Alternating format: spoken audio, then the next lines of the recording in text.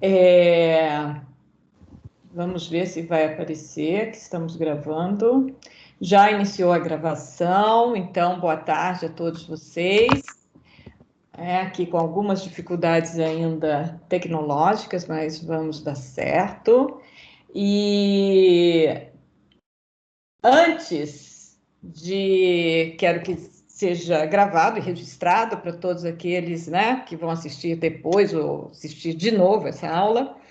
É, Na próxima sexta-feira, às 16 horas, nós teremos a nossa aula magna, a aula inaugural, e a nossa convidada é a Doris Fontes, que é presidente do Conselho Regional Terceira Região, em São Paulo, e a Doris é estatística de formação, e ela vem há muitos anos fazendo a divulgação da nossa profissão, da estatística e do profissional de estatística.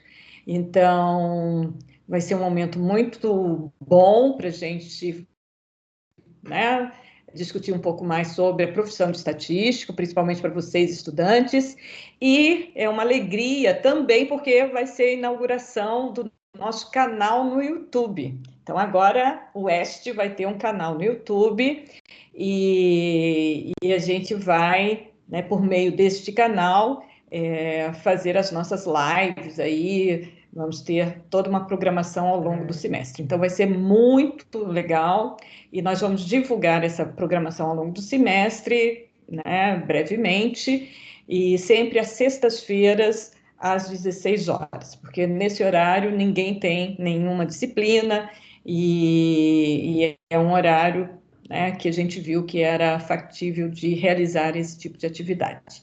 Então, todos vocês estão convidados.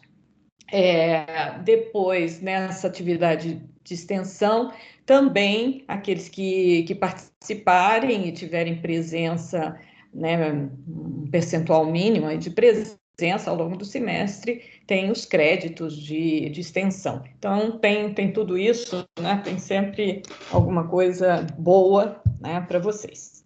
Tá bom? Alguma pergunta sobre isso? Querem mais informações?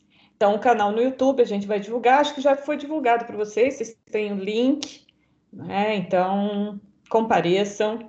Vai ficar no YouTube, se vocês não puderem vir, estar presente, né, assim, online, mas depois vocês podem ver, né, a nossa aula. Perguntas? Não?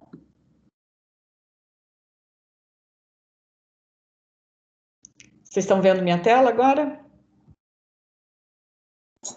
Sim. Sim.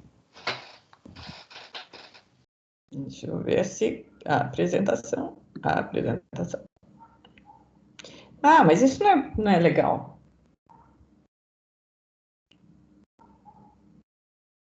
Ah, deixa eu ver. Deixa eu ver, porque ele tirou de vocês. Vocês estão vendo agora? Dá para ver sim, professora. Eu acho que naquela outra tela era só clicar em trocar as telas, que devia estar apresentando na outra, né? O que eu ponho?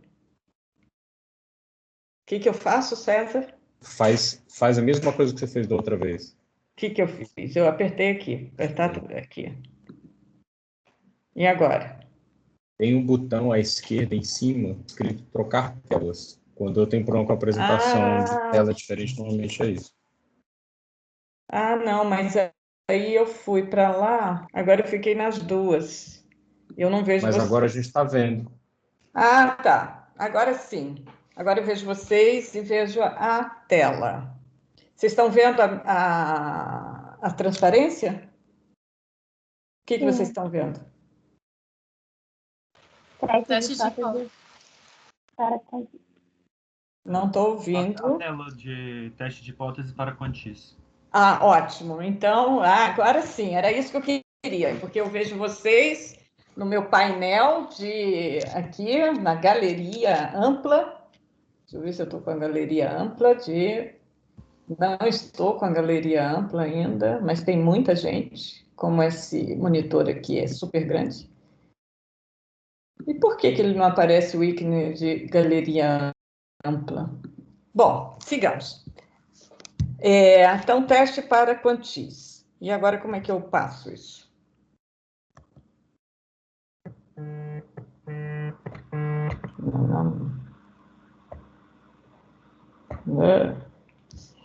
Gente, espere, porque agora esse troço não anda.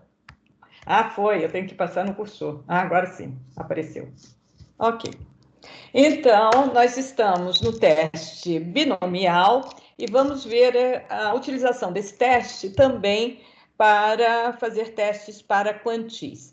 Então, vocês viram em método Zoom, eu acho que vocês viram apenas testes para uma média e para uma proporção, e para variância também. Mas não viram testes para os quantis. O que são quantis? Alguém pode me falar?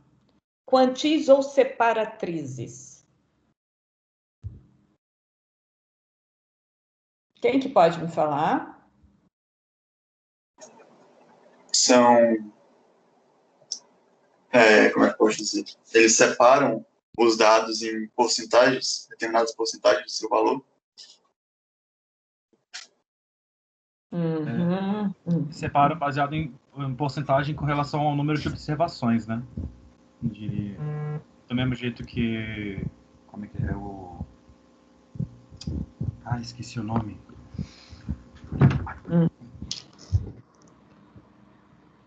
Sim, fale. Paulo Otávio que estava falando? Do mesmo jeito que a mediana, no caso, seria tipo um quantio de 50%, né?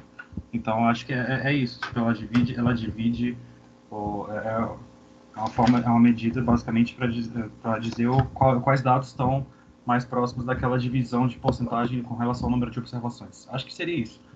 Sim, você falou uma palavra muito importante. É uma medida. E é uma medida de que tipo? Em estatística descritiva, nós temos 3 tipos. Medida de posição. Medida de posição. Muito bem. É uma medida de posição, ou são medidas de posição que vocês já falaram. Deram um exemplo da mediana. Divide o conjunto o percentual de dados acumulado. Que divide o conjunto de dados em tal percentual, 0,3, 0,7. em 2 partes, né? Sim. Sendo que, né, você tem até aquele valor um percentual que é, então, o que a gente fala a ordem do quantio. Ok? Então, vamos... agora cursor. Então, o quantio ou separatriz de ordem P, então, a gente está associado à medida quantio ou separatriz, né, a ordem dele, e a gente chama a ordem P, né, ou o valor de XP, que é a ordem. Então, quantio de uma ordem P, de uma variável aleatória X, é tal que a probabilidade de X ser menor que XP é menor ou igual a π, ok? E probabilidade de X ser maior que XP é menor ou igual a 1 menos π. É isso mesmo que vocês estavam falando. E lembram que quando a gente tem um conjunto de dados que é pequeno, a gente sempre tem uma certa dificuldade de encontrar o valor do quantio. Quando a gente... eu não sei se vocês já viram, né? Como calcular o valor do quantio. No SAS, por exemplo, ele tem 4 algoritmos para o cálculo dos quantis. O R também tem várias formas de calcular os quantis. E se você pegar os vários aplicativos de estatística, nem sempre para amostras pequenas o valor do quantio é igual. Vai ser igual para a mediana. A mediana tem um valor convencionado. Tem outros que têm outros algoritmos, ok? Então, aqui, quando a gente trabalha com amostras pequenas, sempre a gente tem um pouquinho mais de dificuldade. Por quê? Porque nós estamos com distribuições discretas.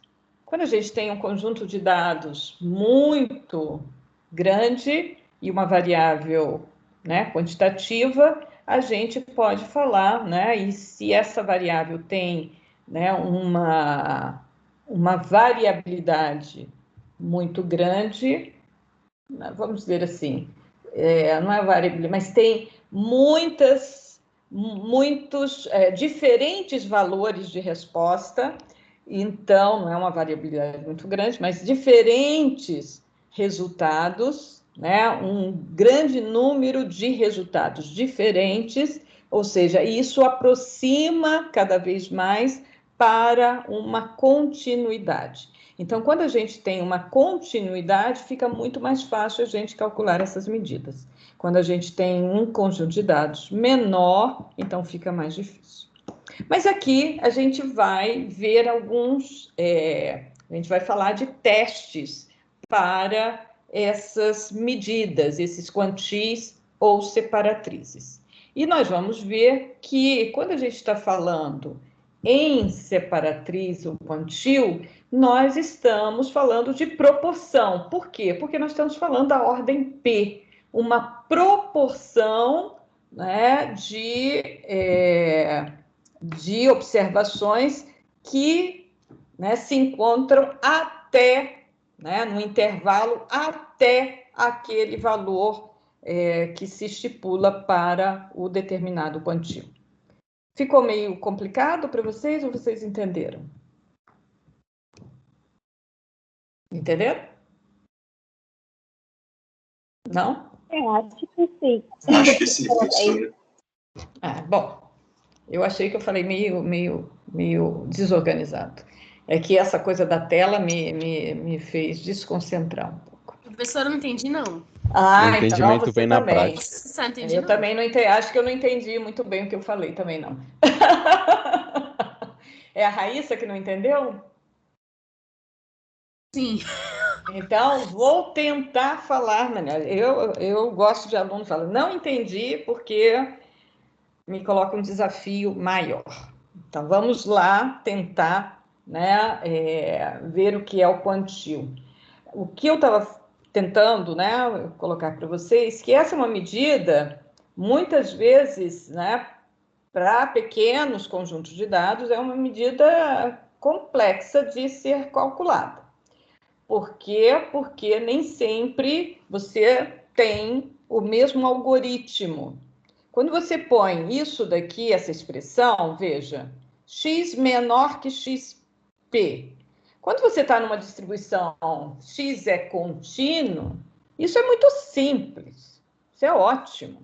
Porque x menor que xp é igual a x menor ou igual a xp e tal. Então, quando a gente está num contínuo, uma variável aleatória contínua, isso é muito fácil de ser calculado. Você põe uma integral, é simples, tudo muito simples, né? Você tem o modelo, tem a função, né, de densidade de probabilidade, então você consegue obter isso mais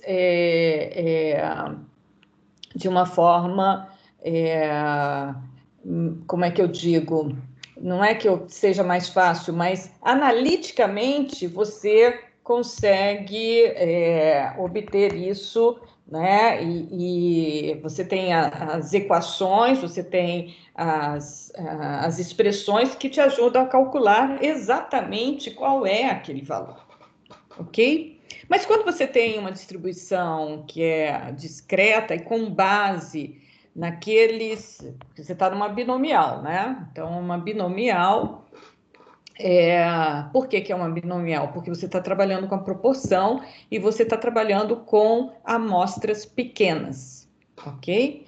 Então, quando você tem em exploratória, não sei se vocês lembram, qual é o quantil de ordem 66? Como é que você calcula isso? Ou seja, 66%.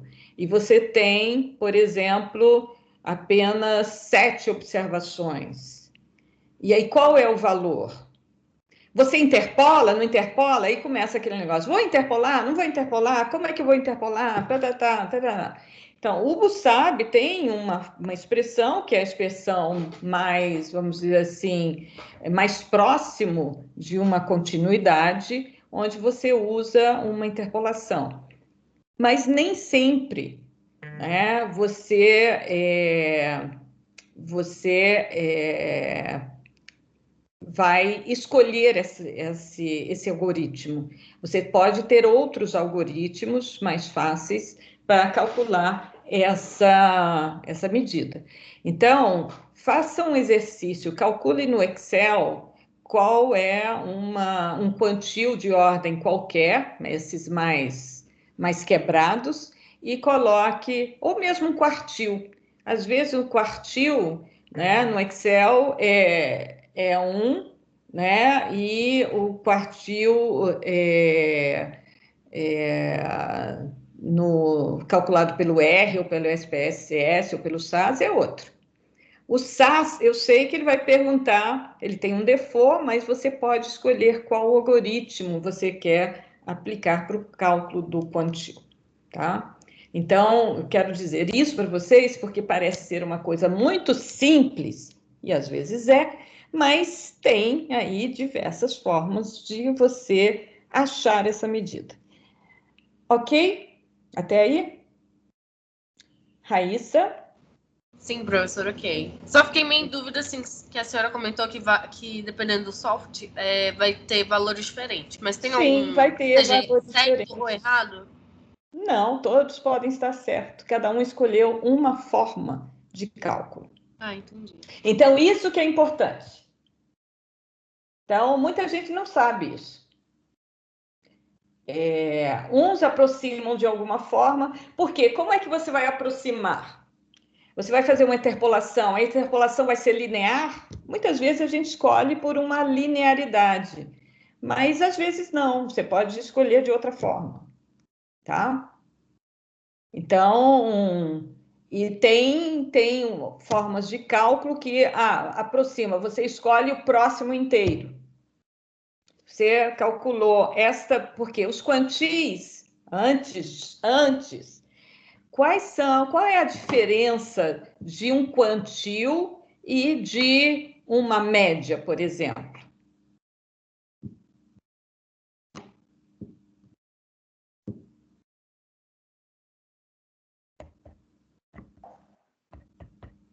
Professor, eu não sei se eu vou saber expressar direito, mas quantil sempre vai dar uma posição robusta em relação a extremos e vai dar uma quantidade acumulada.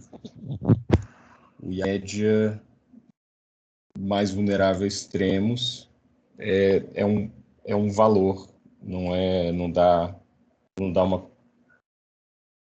Eu não estou conseguindo expressar direito, mas enfim, acho que. É o César? Sim, é o César. Eu estou começando a identificar. Sim, fale. Quem quer falar? Matheus, eu vou tentar.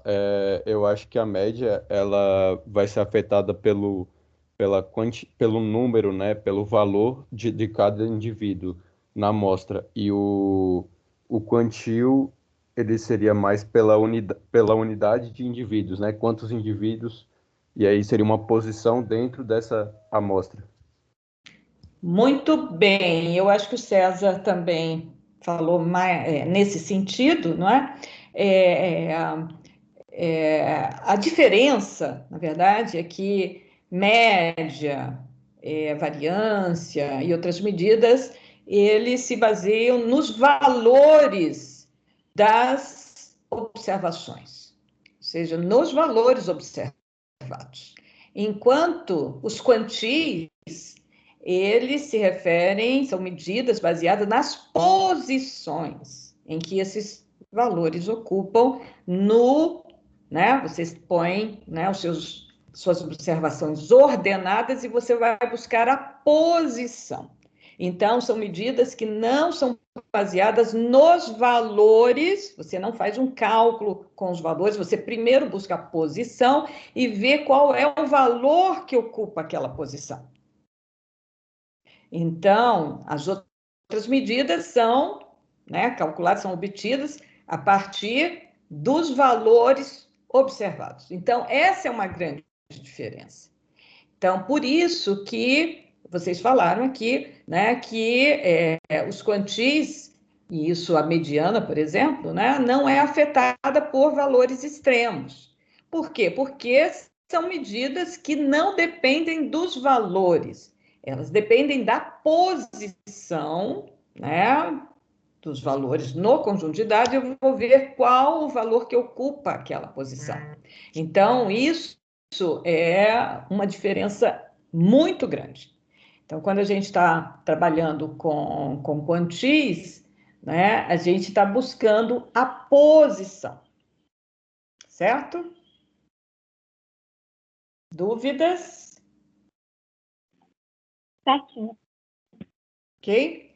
Então, e a posição vai ser dada, né?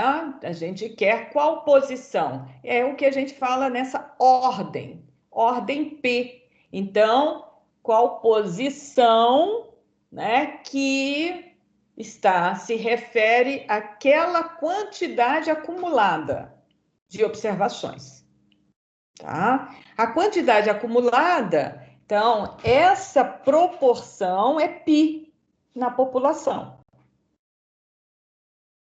Então, quantos valores até aquele valor, tá? Eu tenho uma proporção π. Então, essa proporção π vai me dizer o número de valores no total de valores que estão abaixo do nosso quantil ou separatriz de ordem P. Ok? Então, vejam que eu estou trabalhando com um parâmetro aqui que é π. E π é o parâmetro de interesse, quando a gente está trabalhando com um quantil ou separatriz. Seguindo. Então, quando eu tenho um teste de hipótese, vejam, o teste de hipótese é o seguinte, a pergunta é, o quantil de ordem P da minha variável aleatória x é igual a tanto. Eu especifico um valor.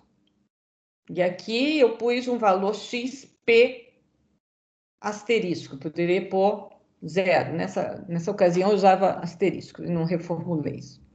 Então, quando eu digo que, por exemplo, a mediana do meu conjunto de dados, aí, o da variável aleatória x, é igual a tanto, é igual a 100, é igual a 150, é igual a 200. Eu estou especificando um valor por quantil de ordem 50%.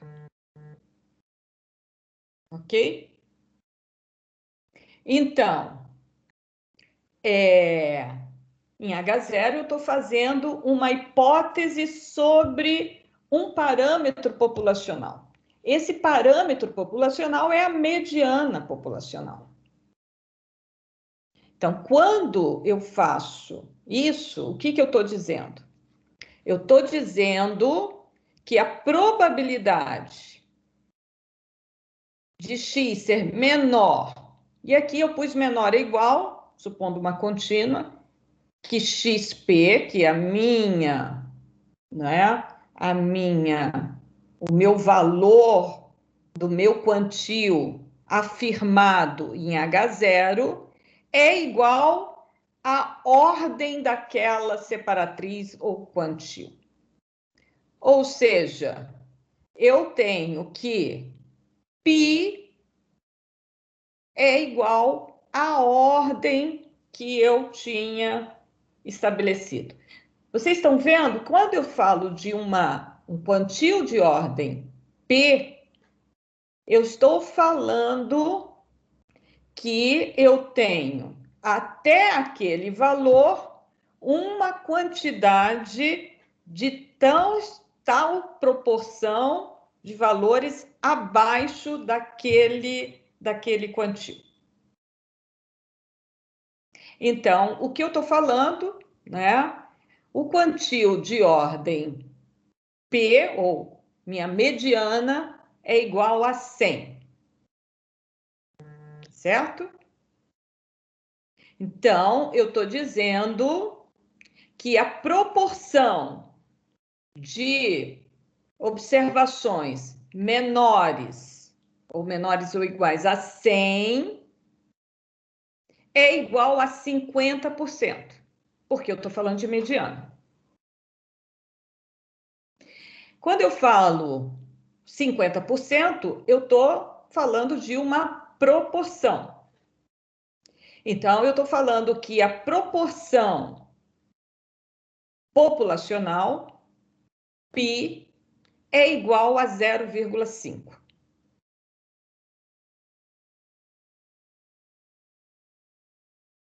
Ok? Viram como é que é a linha de raciocínio? Eu estou falando de um quantio de ordem P.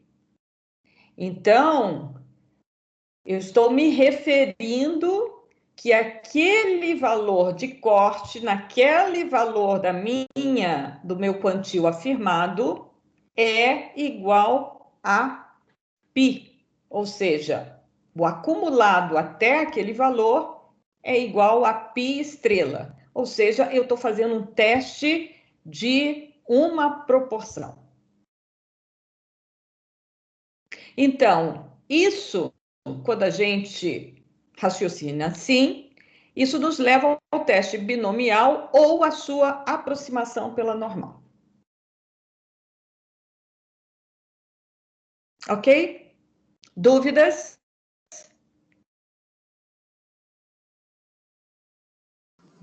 Professora, a senhora se importa de dar um exemplo do que seria esse π estrela, por favor? Π estrela vai ser a ordem da separatriz que você está considerando. Se eu estou falando mediana, o π estrela é 50%. Se eu estou falando de um quartil, primeiro quartil, qual é a ordem? 25? 0,25. 0,25. Então, o nosso π estrela é 0,25. Então, o π estrela estará associado à ordem da minha separatriz ou quantio. Sim? Entendi, professora. Muito obrigada. Não, isso é muito importante. Uma pergunta muito importante. Todos entenderam? Porque o que eu vejo já, eu dou isso há muitos anos, é essa dificuldade, às vezes, de entender que quando eu falo de um quantio, eu estou automaticamente falando de uma proporção. Proporção de observações que tem aquele atributo. Qual é o atributo? Ser menor que o valor do quantio estipulado. Então, por exemplo, eu posso falar aqui para vocês, né? Eu falo o seguinte: olha, o terceiro quartil de idade de estudantes da UNB é igual a 23 anos. Certo? Então, 23 anos, eu estou falando que é o nosso Q3 em relação à variável idade na UNB. Aí eu pergunto, será que isso é verdade? Eu estou afirmando, mas eu tenho uma suspeita. Eu não sei. Eu tenho aí uma suspeita de que isso não é verdade, é um chute. O que vocês acham? É verdade ou é um chute?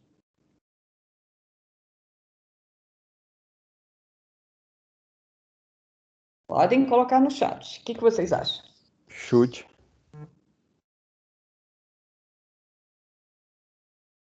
Essa não é uma boa resposta. O que o estatístico responde?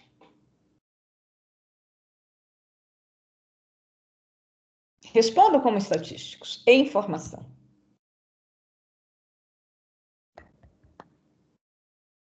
É um bom chute? Pode ser chute, mas é um bom chute?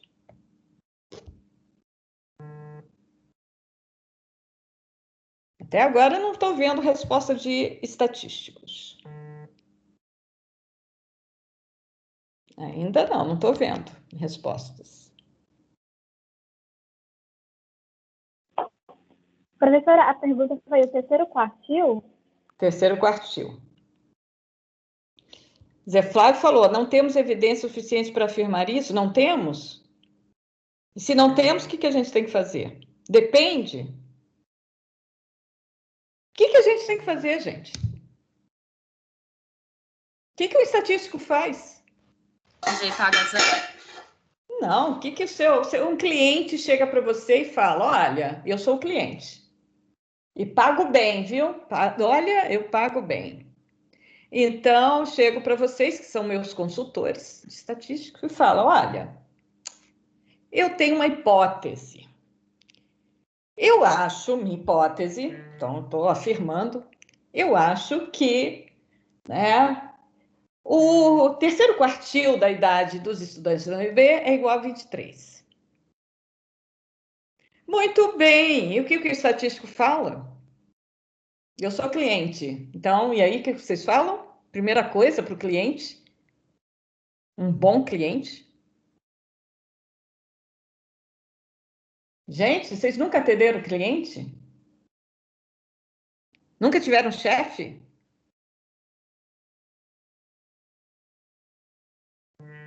Vocês estão muito tímidos. Aceitam café? Muito bem. Quem que está me oferecendo café? Matheus Barro Kilson. Pontos para você, Matheus. Primeira coisa para um cliente é tratar muito bem o cliente. Aceita um café? Vamos conversar. Vamos testar essa hipótese. Eu tenho todas as ferramentas aqui para fazer esse teste. Vamos ver. Então, essa é a resposta do estatístico. Quando você chega com uma pergunta, você vai construir evidências para aceitar ou não essa hipótese. É isso que o seu cliente quer. Ele quer tomar uma decisão, porque isso é importante para ele. Então, quando vamos testar, claro que depois do café, naturalmente. Então, aí a gente conversa e tal, e vocês vão propor um teste de hipótese. Então, para o teste de hipótese, como é que vocês formulariam esse teste de hipótese? H0.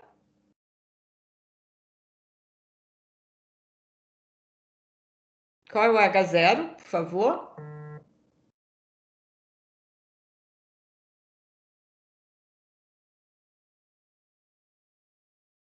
Ok. Em termos mais... o seu cliente não entende nada de estatística. Como é que ele põe? Ele fala, vamos testar. Qual é a hipótese a ser testada? Olha, temos a hipótese de que 75% dos alunos da UNB possuem 23 anos. Uhum. Contra a hipótese de que 75% não tem essa idade. Vamos fazer um teste para ver. Eu falaria? Só que no caso eu acho que é um teste unilateral, né? Porque é menor ou igual, né? Menor igual ou maior, no caso. Na verdade, eu não sei. Eu não tenho nada, não tenho nenhuma informação. Então, quando eu não tenho nenhuma informação, eu posso fazer até um teste bilateral. Porque eu não tenho nenhuma informação ainda. Tá certo? Mas, professor, a questão não é... A gente não está tratando de uma posição... Ele está falando do terceiro quartil, né? Uhum. Você tá falando que o 23 está no terceiro quartil, né? O 23 é o terceiro quartil. É o terceiro quartil. Então, quer dizer que, técnica, já que está ordenado, os dados têm que estar ordenados, para o 23 ser o terceiro quartil, então 75% dos alunos teriam que ter 23 ou menos, né? Ou menos. Tem até... Muito bem, Zé Flávio, César, 75% dos alunos têm até 23 anos de idade. É isso que está sendo afirmado. Isso que vai em H0. Isso equivale a eu falar que a proporção de estudantes que têm até 23 anos é igual a 75%. Então, a minha proporção de interesse π é a proporção de alunos que têm até 23 anos, minha proporção de interesse. Tá? Eu afirmo que a proporção de estudantes que têm até 23 anos é igual a 75%. Então, eu reformulo a minha hipótese de trabalho, que é a hipótese de trabalho, né? Essa última, π igual a 0,75. Ok? Raíssa? Ok. Ok para o exemplo? Professora, entendi. Entendeu? Sim. Então, quando eu falo de uma separatriz, de um quantio qualquer, aqui nós estávamos trabalhando com Q3. Então, se é Q3, eu sei qual é a ordem do Q3. Q3 é uma separatriz de ordem 75%, 0,75. Então, eu vou trabalhar uma hipótese π igual a 0,75. Porque o que significa o meu π? π significa a proporção de observações que tem até aquele valor estipulado para aquela separatriz. Ok? Então, isso nos leva a um teste binomial, se temos uma amostra pequena. Se temos uma amostra maior, nós podemos usar a aproximação pela normal. Então, nós caímos agora numa situação confortável que a gente conhece. Que a gente já sabe. Que a gente já trabalhou na aula passada com teste binomial, amostras pequenas. Proporção, quando eu tenho teste de uma proporção e que eu tenho, então, como estimador, o quê? Qual é o meu estimador de π? Estimador de π? Qual é o estimador de π, gente? Proporção amostral. É isso mesmo. O nosso, você não consegue pôr o chapéu no P. O César, quem é que pôs o chapéu no P que vai ensinar para gente ainda? Não lembro. Quem que foi mesmo? Foi o Mateus, um dos Mateus? Não lembro. Bom, muito bom. Então, como é que eu vou fazer? Então, aqui, o teste binomial, todo mundo sabe, né? Como é que eu vou fazer o teste? Então, eu posso... Deixa eu ver...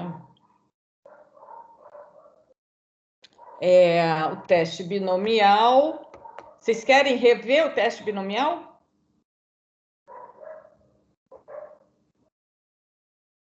Não? Precisa não? Acho bom, pode ser. Então, vamos lá. Rever é porque o teste binomial é da outra transparência. Só um instantinho, deixa eu pegar outra transparência aqui. É porque eu tenho tantos...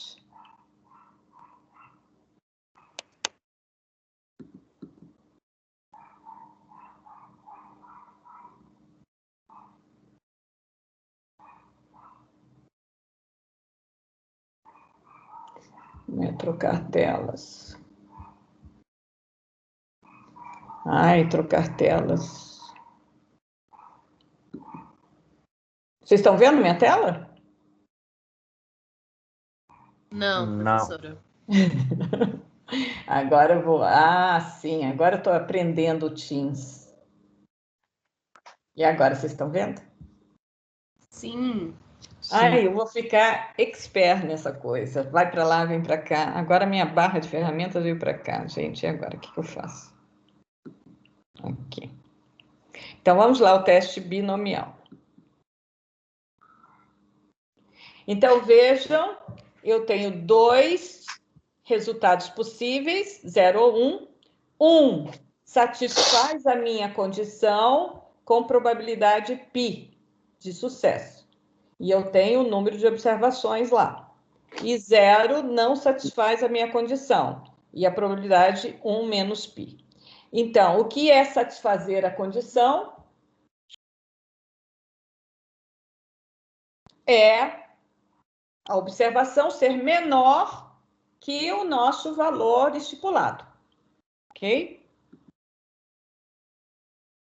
Então, aqui nós temos os testes que podem ser bilateral, unilateral esquerda, unilateral direita.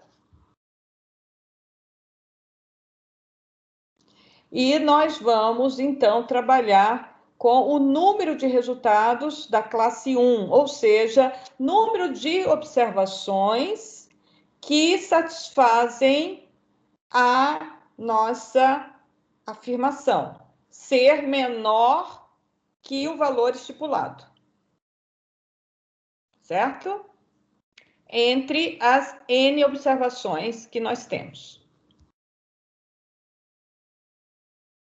E π, o nosso π, vai ser o quê?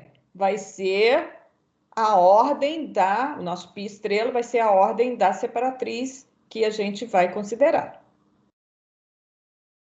N é o tamanho da amostra.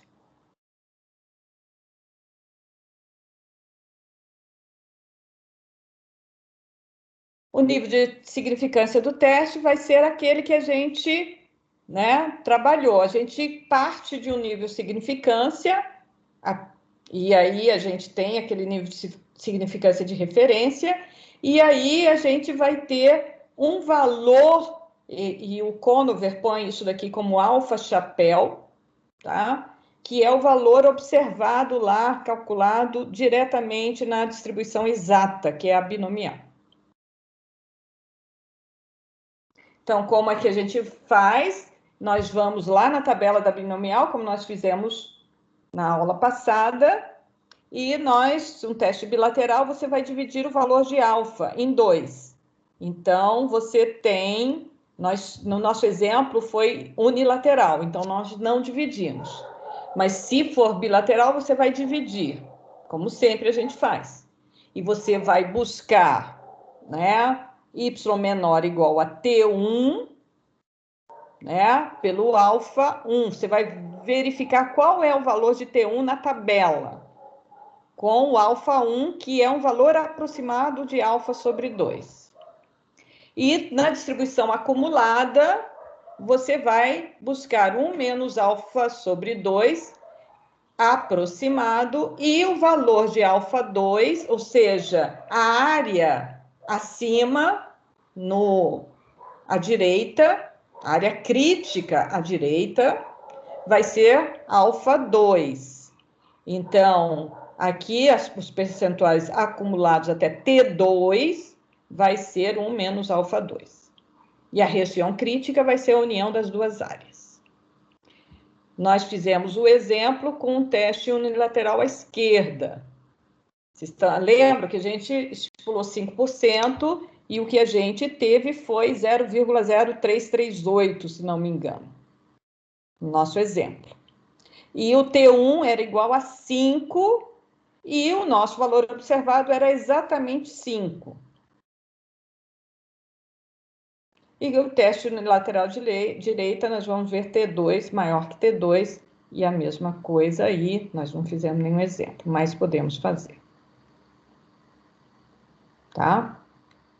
Então, isso é o cálculo do p-valor, como a gente já sabe fazer, e aproximação, pela normal. Então, como é que a gente aproxima? A gente vai usar essas propriedades da binomial aproximando para a normal. Então, mi, numa normal, é a média da binomial. Qual é o valor médio da binomial? É a expectância, de uma binomial, n vezes π. E o desvio padrão de uma binomial é raiz quadrada de n, π vezes n menos π. Então, nós vamos usar esse resultado e vejam que quando a gente tem amostras pequenas, é aconselhável usar a correção de continuidade. Então, no numerador, aqui a gente faz um acréscimo de 0,5. Tá? Para essa aproximação. Professora, sim. Eu ia perguntar se essa correção de continuidade ela é variável, assim, tanto em relação ao π, que se supõe, ou o número tamanho da amostra. Ele pode ser ajustado conforme um e outro. Não, essa é a correção chamada correção de continuidade de Yates. Ele propôs colocar 0,5 sempre para dar uma quebra, para quebrar, né, a discreta. Então, é somente uma quebra, 0,5 só para quebrar. Igual você faz um histograma de uma discreta, também você põe né, um intervalo mais 0,5 para lá, menos 0, para dar uma certa continuidade. É igual o exercício, acho que um dos primeiros exercícios do capítulo 10, né, da lista, tinha que fazer isso. Talvez. O Busabi usa muito a correção. Não usando o 0,5, mas tinha que fazer isso. Não, o 0,5 é a correção de Yates. Não sei o que ele está usando, não lembro. Não. A gente que tinha que fazer mesmo, de Ah, acordo tá. com... Só para fazer esse alisamento do histograma. Ele usa para desenhar o histograma. Ah, para desenhar o histograma. Tá, você pode ter o histograma alisado, né? Ok. Aí acabou, tá vendo? É só isso. Se você quiser ver mais, tem o Conover. Cadê o Conover? Cadê o Conover? Estão vendo a minha tela? Sim, professor. Dá pra ver.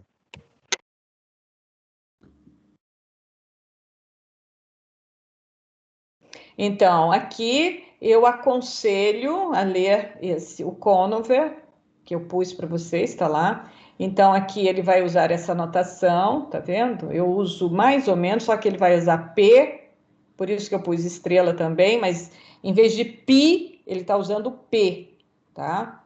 Mas é a mesma, a gente está fazendo a mesma, sim, eu sigo muito essa notação, eu gosto muito do Conover. Então, aqui tem toda a descrição do teste binomial, certo? E vocês podem, então, ler para fazer os exercícios propostos. Tá tudo aqui. Então, tem um exemplo, por exemplo, aqui, que π igual a 3/4. Isso daqui não é quantio ainda, é que 3/4 é um teste binomial.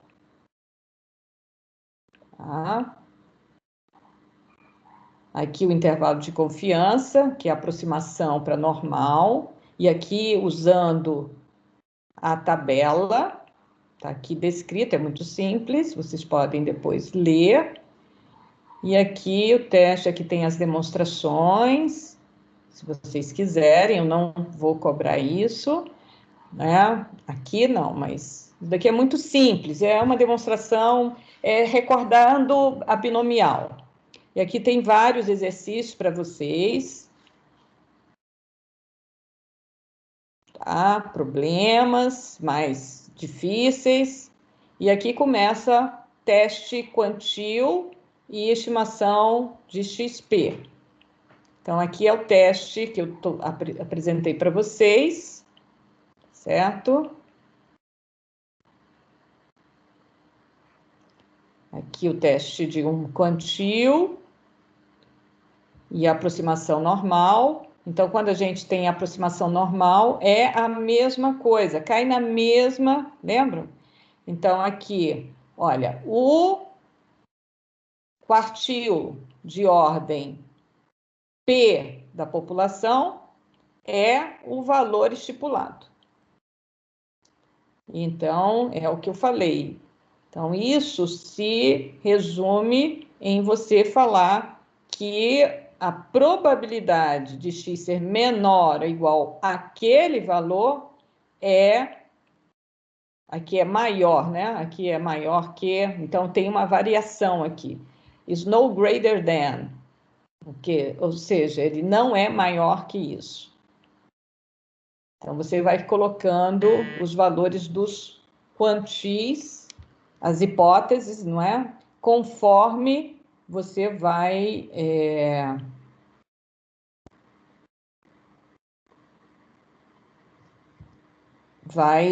estipulando. Vamos fazer esse exercício aqui? ele tem a resposta, a gente pode fazer. Vamos fazer?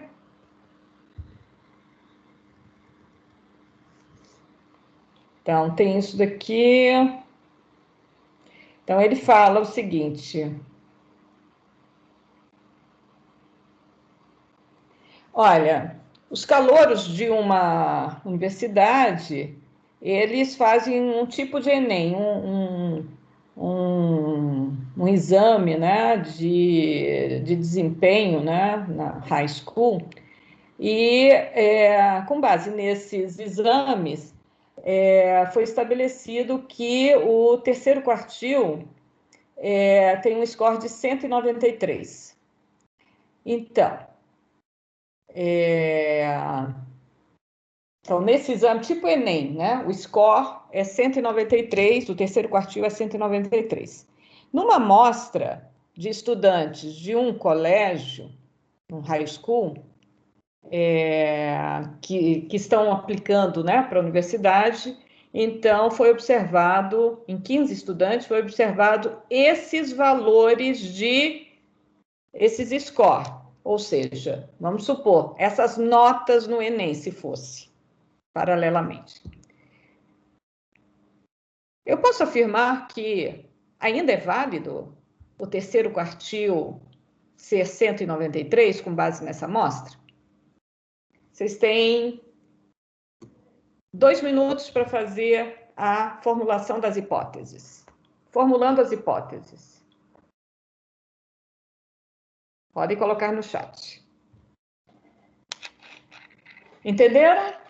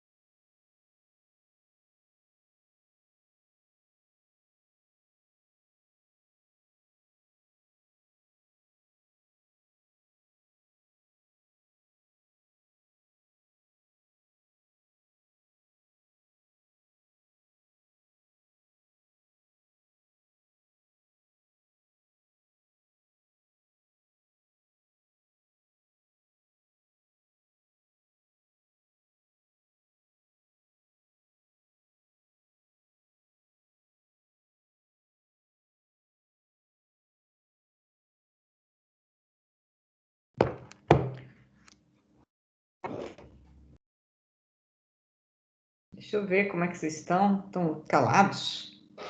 Ninguém falou nada? Alguém pode falar, gente.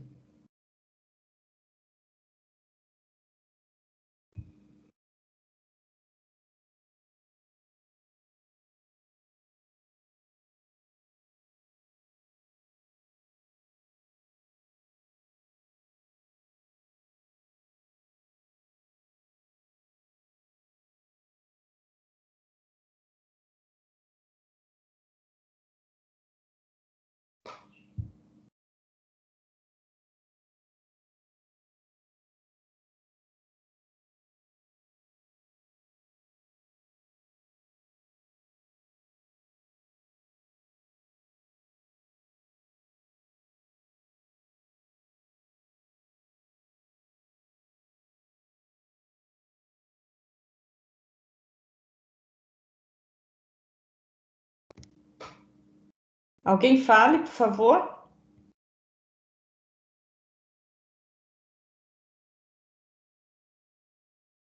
Eu já coloquei minha resposta no chat, mas a senhora quer que fale em voz alta? Quero. A minha hipótese para os quantis é que 193 é a pontuação que deixa 75% das pontuações abaixo dele. E a hipótese nula, a hipótese alternativa é que, caso contrário, 193 não é o valor que deixa 75% abaixo dele. Quem é que falou mesmo? José Vitor. Zé Vitor. Oi, Zé Vitor. Ah, Zé Vitor, o nosso... Você que é programador, não é? Isso mesmo. Muito bem. Ah, eu marquei você.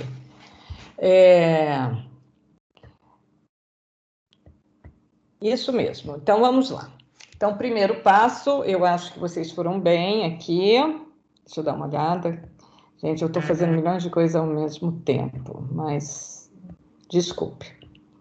Esse aqui é o problema. Deixa eu ver aqui. Aham. Muito bem, Paulo Otávio. Pode ser um pouco mais, Zé Vitor, pode ser mais específico, com Q3 também, que é a medida, né? A medida. Isso. Então, vocês entenderam bem? Todo mundo entendeu o que é um Q3 e o que é um teste de um quantil? Tem alguma dúvida com relação? Todo mundo olha aqui no chat. Tem alguma dúvida com relação à formulação das hipóteses?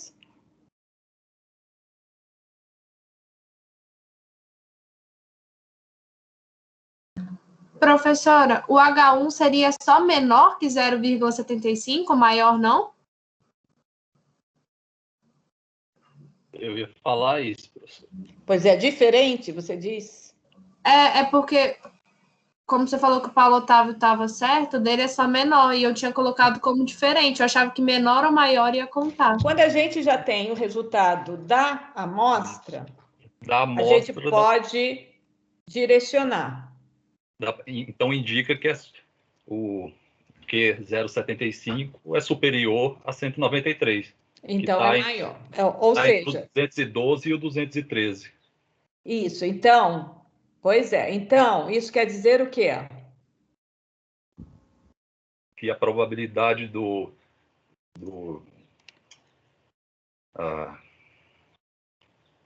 valor está...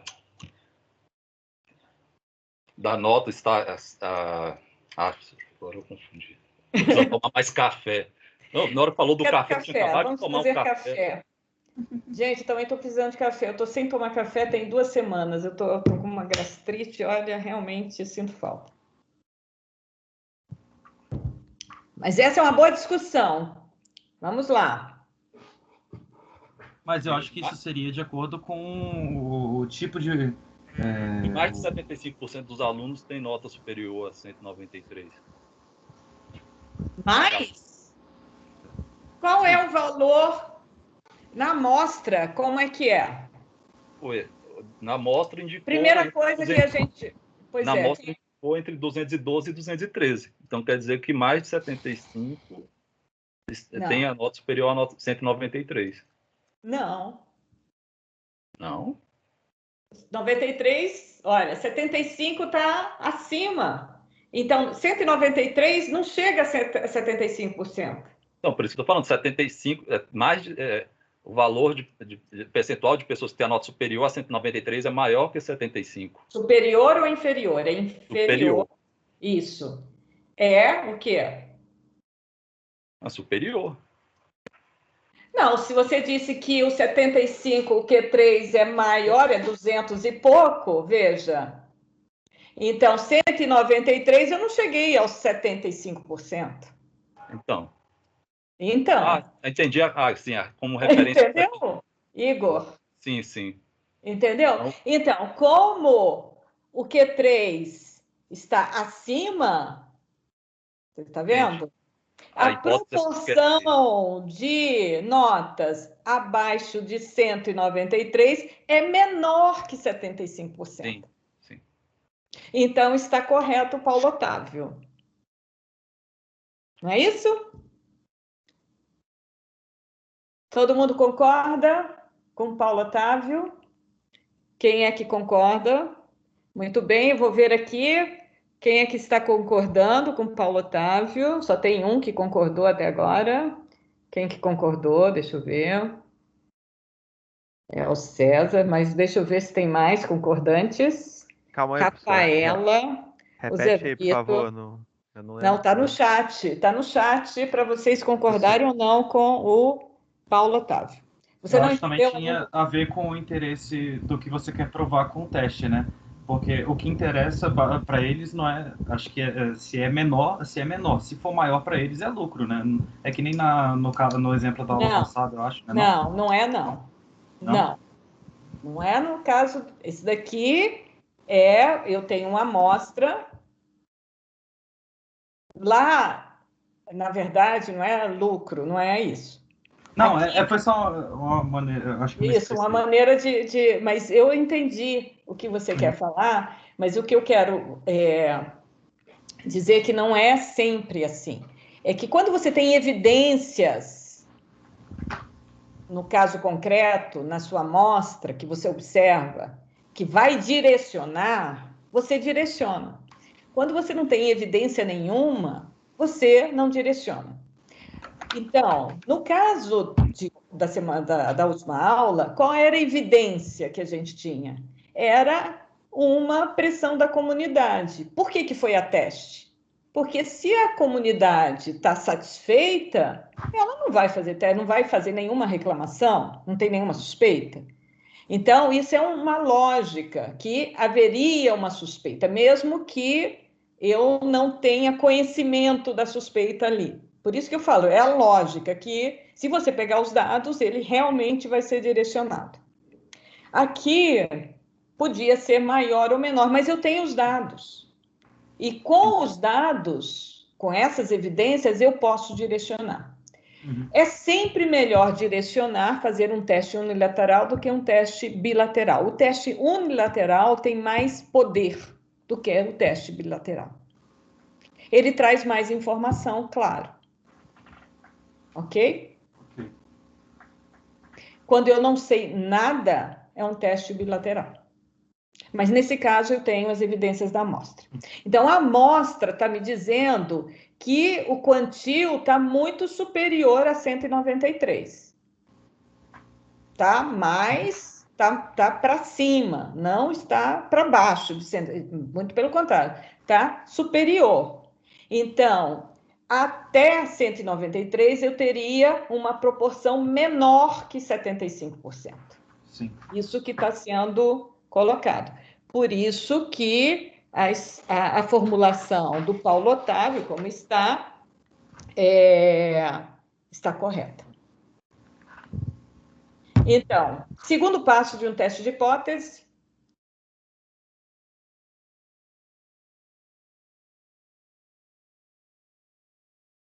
Alguém ficou com alguma dúvida com relação à formulação das hipóteses? Não mais. Por favor, fale agora ou em outro momento, mas não deixe passar. Tá? Se tiver dúvida, pode mandar no Professora, aprender, falar agora. Sim, fale. Se eu olhando a amostra, eu achasse que o 193 estaria mais ou menos 75, aí eu usaria o diferente no H1? Não. Sempre que eu tenho uma amostra, eu direciono. Se você tem um valor, nunca é mais ou menos, você tem uma evidência. Se você tem uma evidência, você vai usar essa evidência a seu favor. Então, por exemplo, se é 193, mas na amostra o Q3 deu 195, você vai falar o quê? Que 193, o quê? É menor a proporção até 193, é menor.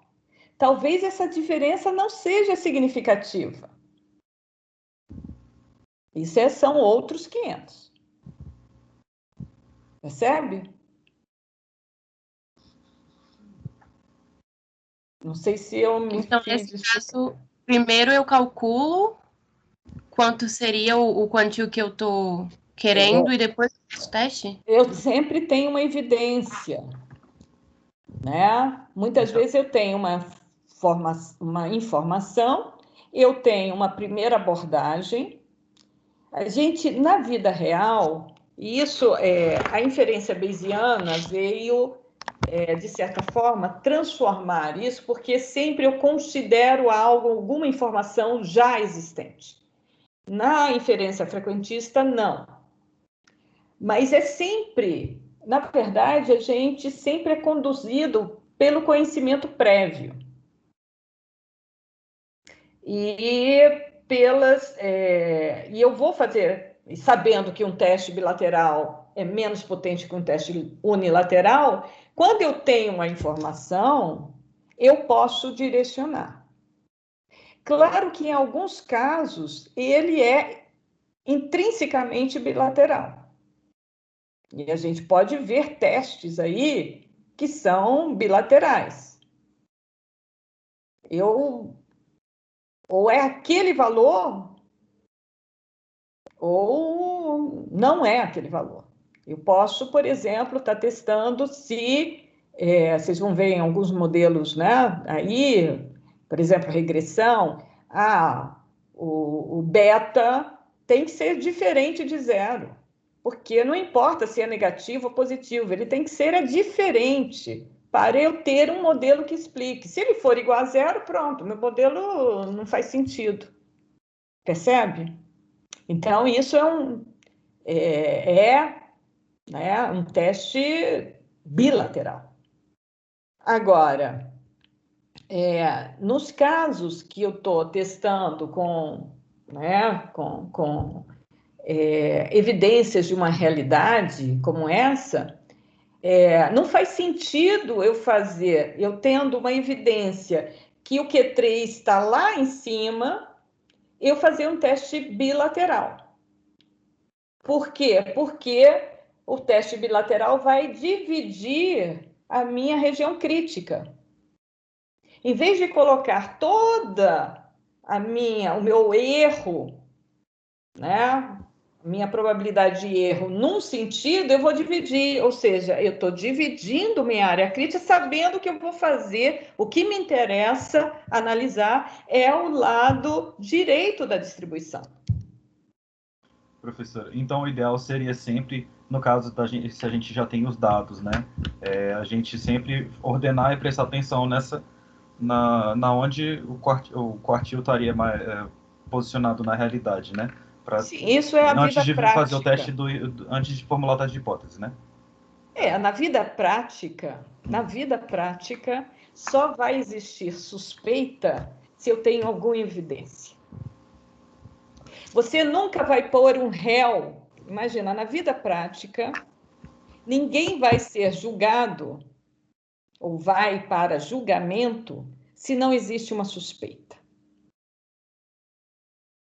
Existe uma suspeita porque o réu estava no dia do crime, no horário do crime, né, no local do crime, ele estava presente. Alguém está falando alguma coisa que ele estava lá. Alguém ou seja, tem alguma evidência. Essa evidência pode não ser suficiente para condenar esse réu. Mas é uma evidência. Então, essas evidências são o que a gente traz da amostra. Então, eu tenho uma realidade.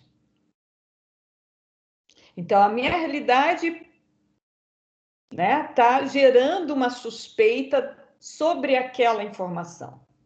Então, eu posso perguntar para um gestor qual é a sua suspeita. Olha, eu dei uma olhada em alguns dados e estou vendo que isso daqui é maior, ou isso daqui é menor. Então, você pode direcionar, porque se você está confiando naquela informação. Se não, você pode, depois de colher os dados, direcionar o seu H1. Porque você vai fazer, na verdade, o teste e todo com os resultados da amostra.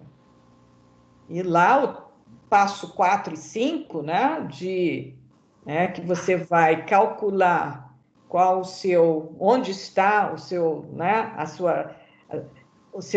resultado observado, está aonde na distribuição, da estatística de teste, se H0 for verdadeiro. Ele está na região crítica ou na região de rejeição? Ou, ao contrário, qual é o p-valor? Então, o p-valor você pode calcular para um teste bilateral, você duplica, você multiplica por 2. No teste unilateral, é aquele valor. Então, vejam, o p-valor, ele já é direcionado. Ele já está na direção do menor ou do maior. Se é um teste bilateral, você multiplica por 2. Então, você está o quê? Aumentando o seu risco, na verdade, quando você faz um teste bilateral. Ok? Ou você divide o seu nível de significância ou multiplica o p-valor. Percebe? Então, isso não é para um teste quantio, é para todos os testes. E a gente vai ver que muitos desses tipos de teste a gente vai tentar direcionar se isso for possível. Se isso é de interesse. E aqui, claro, que era de interesse, porque, quer dizer, nesse caso, é maior. Mas agora, por exemplo, eu estava discutindo até com a professora Tereza, ontem ficamos até muito tarde discutindo, a gente quer fazer um estudo, etc., sobre o impacto da pandemia. Como é que faz, como é que não faz. Aí a gente estava falando, discutindo, por exemplo, o Enem. O que vocês acham que vai acontecer com o terceiro quartil das notas do Enem? Então, historicamente, o terceiro quartil era um valor tal. Esse último Enem, o que vai acontecer com o terceiro quartil? Ele vai aumentar ou vai diminuir? Para mim, vai diminuir. Então, essa é uma hipótese. Então, claro que você tem que... Essa hipótese é uma primeira hipótese, uma suspeita. Mas, claro que eu vou fazer o teste depois de olhar os dados. Se os dados sugerem uma redução, aí eu coloco a redução. Mas a minha hipótese também é que houve um impacto negativo no rendimento dos estudantes. Percebe? Isso é o mundo real. Respondi? Sim. Então, vamos seguir o nosso teste. Ainda temos tempo. Estamos aí com alguns minutos para... Segundo passo do teste. Então, nós já temos a hipótese, primeiro passo, segundo passo. Definir qual vai ser o estimador. Nosso estimador qual é? O P-chapéu. Muito bem, P-chapéu. Qual é a nossa distribuição amostral de P-chapéu? Binomial. Binomial, então, binomial com que parâmetros? 15 e 0,75. Muito bem. Todo mundo concorda? Quem não concorda?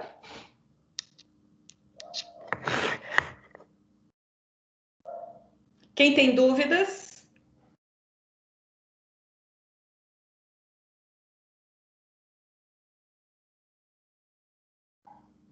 Então, terceiro passo.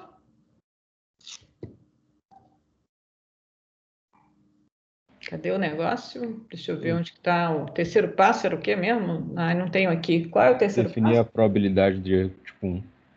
Ah, sim, critério de decisão, né? Ele falou do critério de decisão? Aqui não, mas a gente pode falar que vai ser, né, alfa igual a 5%. Ok? Professora, se ele não falou o alfa, tem de fazer pelo p-valor? Não, sempre eu vou ter um alfa. O p-valor vai ser... Sempre eu posso calcular o p-valor e sempre eu tenho um alfa. Não, mas eu sei, mas você calcula o alfa quando não é dado a partir do p-valor, não? Não, o alfa é arbitrário. Eu arbitro. Eu posso arbitrar vários. Eu posso decidir a 5%, a 1%, a 0,001%, a 0,00001%. Posso decidir a 10% também. Então, o alfa é um valor arbitrado, tá? E que eu vou comparar, vou ter como referência. Então, aqui, vamos ordenar, né? Vamos ver a amostra não, vamos ver lá no critério. Então, é um teste unilateral à esquerda. Então, a gente tem que ir na nossa tabela, né? Vamos lá na tabela da binomial. Vocês estão vendo a minha tabela aqui? Sim. Então, eu tenho que ir procurar quais parâmetros?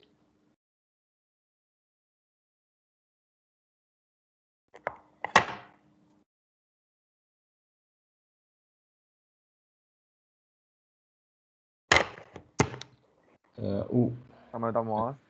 O tamanho da amostra é a primeira coluna, é isso? Então, eu estou aqui passando. Quando vocês falarem para, eu vou parar. Parei. Aqui? Muito bem. Sim. Então, vamos ver nosso critério. Então, a gente falou, é um teste unilateral à esquerda. Então, eu vou ver qual o valor T1 que delimita a minha área de rejeição. Então, eu venho aqui, 75%, não é o nosso P, quer dizer, nosso valor, nossa proporção afirmada.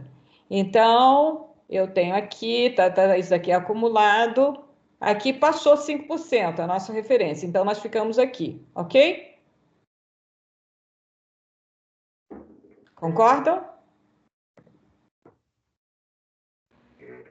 Professor, eu esqueci que o valor dentro desse conteúdo da tabela é a probabilidade acumulada.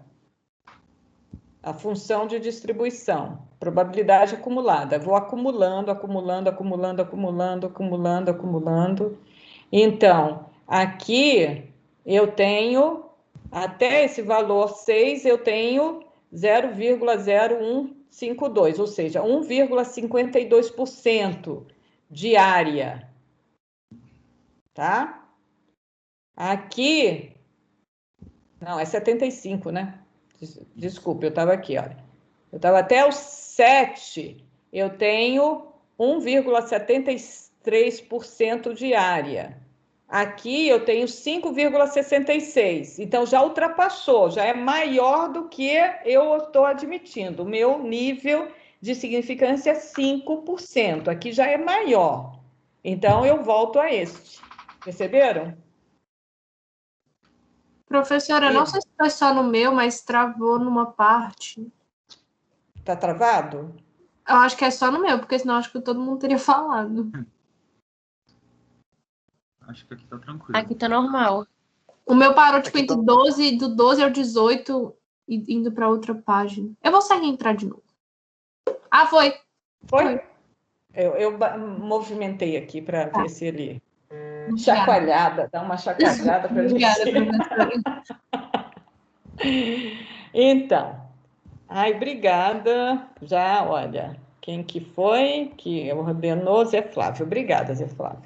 Então, estamos aqui, 75 e 15. Então, vamos achar qual é o nosso limite, o valor de Y, né? Limite. Então, a gente vai andando, tá? Acumulando. 1,73, tô bem.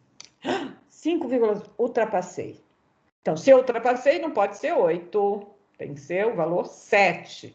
Então, se eu tiver até 7 observações, tá? Então, até 7 observações, eu vou dizer que eu não tenho 75%. 7 em 15, não é isso? Isso. 7 em 15. Se for 8, 9, 10, 11, 12, 13 e tal, eu já estou tranquilo, aceito H0.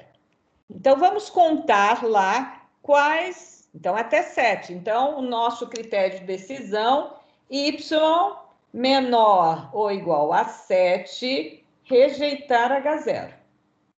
Concordam? Sim. Sim? Sim? Todo mundo? Então, agora vamos lá no chat, o Zé Flávio organizou para a gente. Então, vamos contar quantas observações menores que 193 nós temos. Está organizado aí? Não está organizado. Está organizado? É porque ele está indo vertical aí. Está indo vertical. Está indo vertical. Agora que eu entendi. Bom. Então, quantos nós temos? Quantas observações menores ou iguais a 193? Exatamente 7. 7? Então, 7 de novo. Olha, nós não podemos aceitar H0. Nós estamos na região de rejeição. Concorda? Sim. Então, temos evidências de que 193 não é mais o nosso Q3. Professora, a senhora colocou como exatamente o 7, porque no 8 passava o alfa, né? Mas a diferença do alfa no 8 é bem menor do que do 7. Não seria o caso, talvez, de usar o 8 ou sempre vai usar só um menor, independente da distância entre os dois? É binomial, é discreto. Tá. Essa é a diferença. Porque é discreto. Porque sempre parece que é como se o nível de significância mudasse, assim, tipo, na prática. Muda, pois é, ele dá um salto. É isso, né? Discreto é isso. Discreto é em saltos. Você tem o salto, você faz uma... E nós vamos trabalhar um pouco com isso quando a função de distribuição empírica, né? Que no real a gente trabalha com discreto, né? Muitas vezes. Contínuo é um modelo teórico. Entendi. E aí, quando a gente vai para a física quântica, que a gente vai pensando que nada é contínuo, tudo é meio... Sempre tem ausências, né? tem intervalos não preenchidos. Mas isso é muito mais filosófico, gente. Não vamos entrar para isso, senão vou confundir. Então, nós rejeitamos H0. Então, o quarto passo que nós fizemos foi, né, observar a amostra. Observamos, contamos o valor, quantos valores de y observado, número de observações menores ou iguais a 193, nós observamos que foi igual a 7. 7, então, se encontra na região crítica. Portanto, como conclusão, rejeitamos H0. Qual é o nosso p-valor?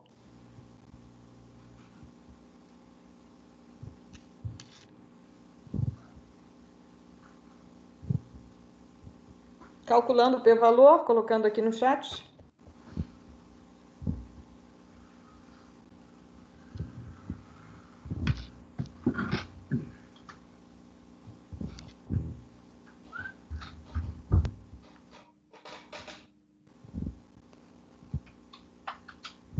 Gente, p-valor.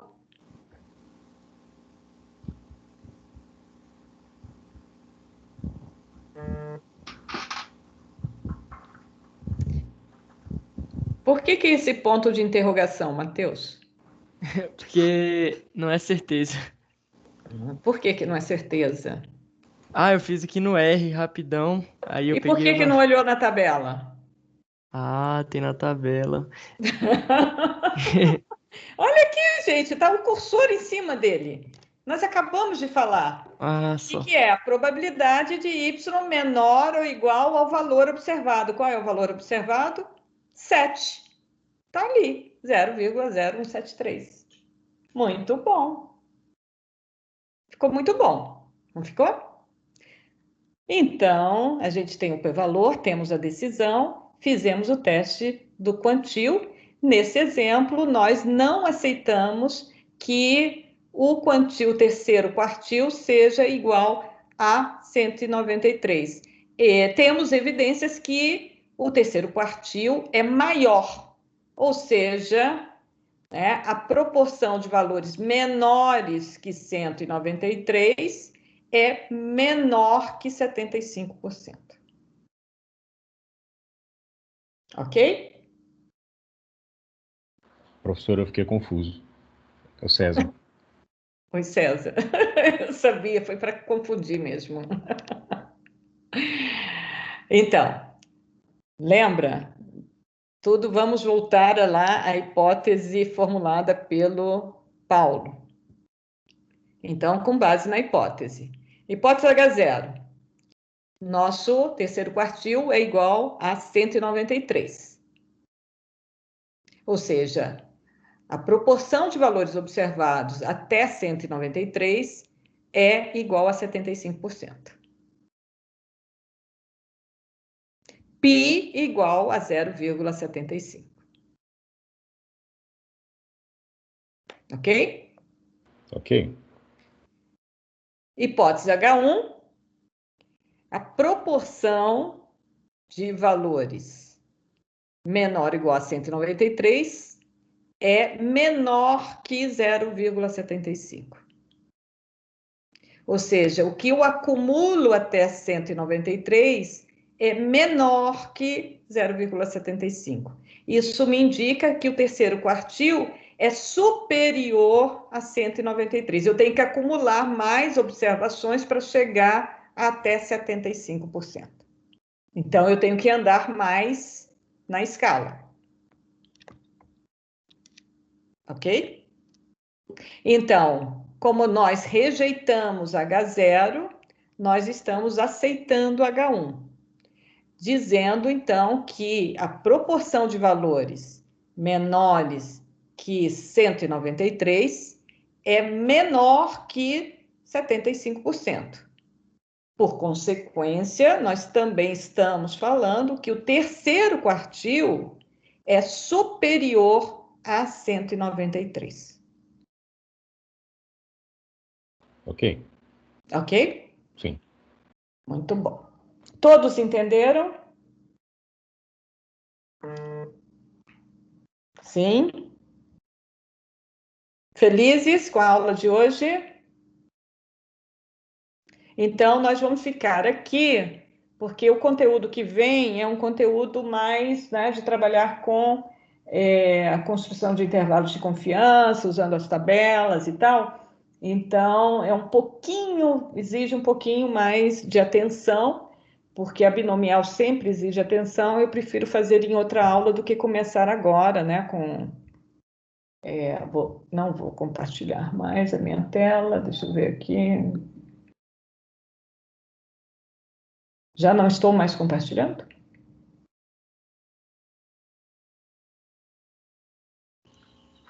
Não, a tela mais não, só a câmera. Deixa eu ver aqui, se eu trago vocês para cá. Ups.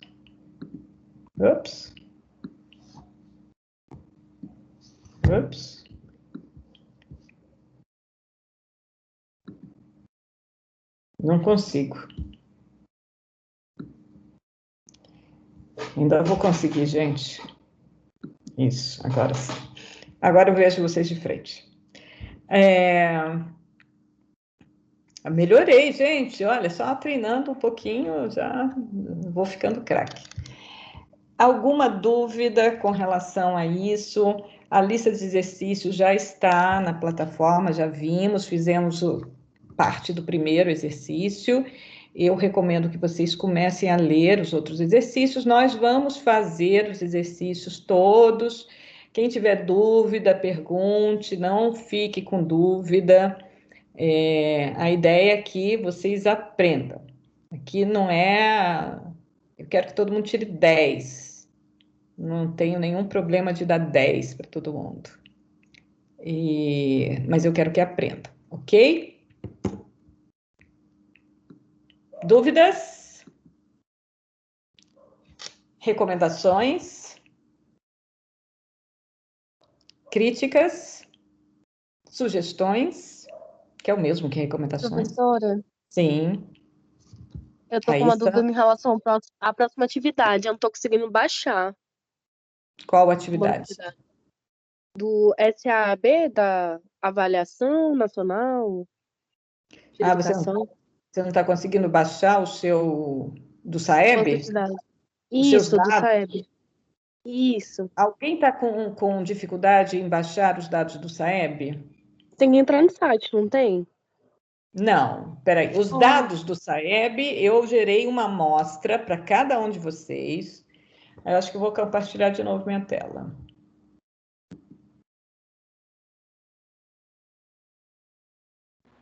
Raíssa, lá na atividade tem uma pasta dos dados, aí cada CSV está com a nossa matrícula.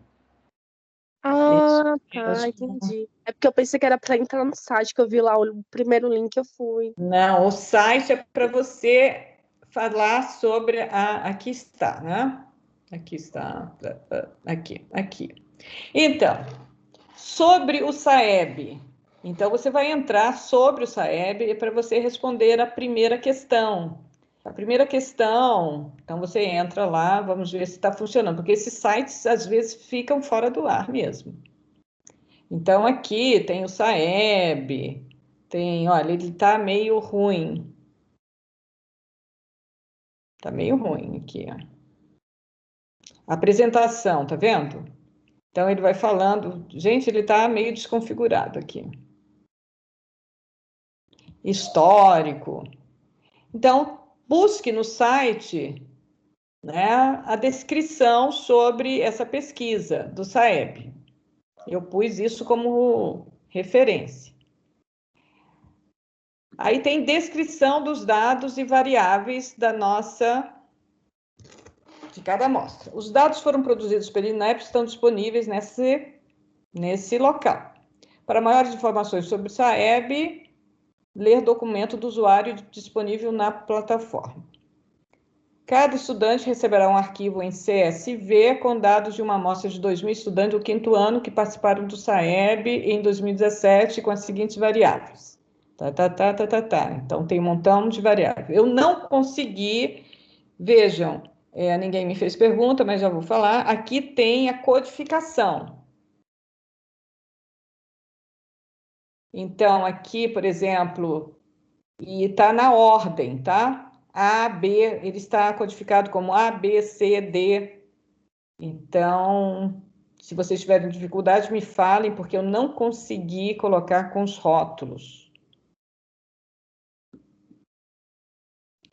E depois, aqui, as amostras. Cada um recebeu uma amostra com o seu número de matrícula. Qual é o seu número de matrícula? 1800. Ah, tá fácil, professor. Pensei que era mais difícil. 18. Isso daqui me deu muito trabalho, não foi fácil. O trabalho foi só para a escola, não foi para a gente, não. Olha, muito fácil. Você é qual desses? 00 o quê? 27, já passou lá em cima. Isso. Ó, é só isso que você vai fazer. Você tem aqui. Tá. Você vai ler, então você pode ler no R, não é? Então você faz uma leitura no R. Quem não souber ler no R, deixa eu ver onde que está. Ele leu aonde isso? Ele vai aparecer, no meu aparece numbers. Aqui, ó. Ele aparece numbers. Então, aqui, olha, isso que eu estava falando. Aqui tem os valores, tá vendo? Ele leu, vocês vão ler de maneira conveniente. Aqui estão em códigos, e lá eu coloquei o que significa esses códigos. Então, está em ordem, A, B, C, D, E, F, G, H, 1, 2, 3, 4. Quem tiver, talvez eu vá pôr lá para vocês, vou pôr com tempo, eu não tive tempo, de colocar a referência exata, o que que é, tá? Na descrição das variáveis. Ok? Ok, professora, obrigada. Mais alguma dúvida com relação... Vocês estão vendo que vocês vão comentar sobre a coleta de dados, a população-alvo, população acessível, características levantadas, método de coleta, no máximo 10 linhas. Não é para escrever 3 páginas, no máximo 10 linhas sobre tudo isso. Resumido. Não precisa descrever todas as que quero falar, porque é um conjunto.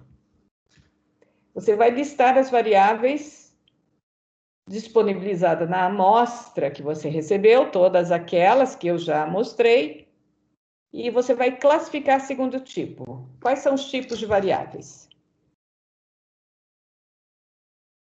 Quantitativa, discreta e contínua, e qualitativa, ordinal e...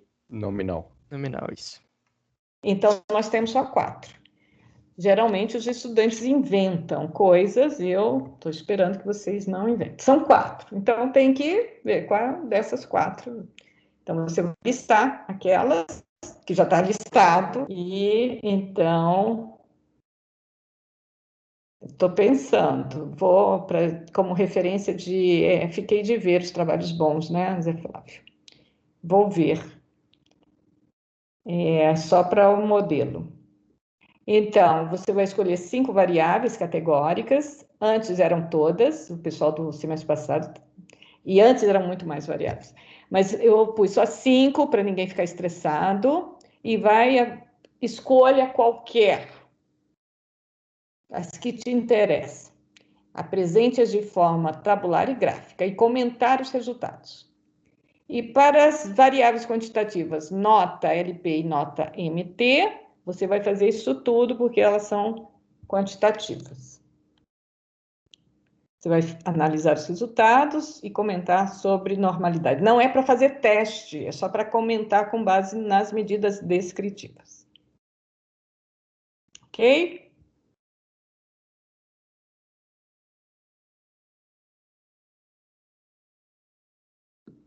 Mais dúvidas? Então, tá simples. Vocês podem compartilhar os scripts entre vocês. Cada um vai fazer com seus dados, vai analisar o que quiser, Então, vamos ter trabalhos diferentes, claro. Dúvidas? Mais dúvidas? Professora? Sim. É a respeito dos vídeos das aulas. Eles ficam no Microsoft Stream ou aqui pelo Teams mesmo? Porque quando eu fui lá no stream do Teams, só tinha duas aulas lá, as 2 primeiras aulas. Eu não consegui acessar a última aula aqui pelo Teams. Sabe me dizer se está aqui ou em algum outro lugar?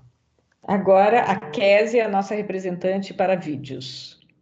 Então, a Késia vai falar para vocês quando tiver disponível e tal, e ela vai me cobrar para eu colocar disponível para vocês. Então, eu tenho que colocar no stream, eu faço isso, ele não vai direto para o stream, então eu tenho que baixar e eu tenho que colocar no stream. Ah, tá, então. Porque só tinha 2 lá. Já tem 2? Tem 2. Só tem 2 lá, as 2 primeiras aulas, eu acho. As outras. Porque as outras 2 e a de hoje ainda não estão disponíveis, porque eu não tive tempo. Eu vou parar a gravação.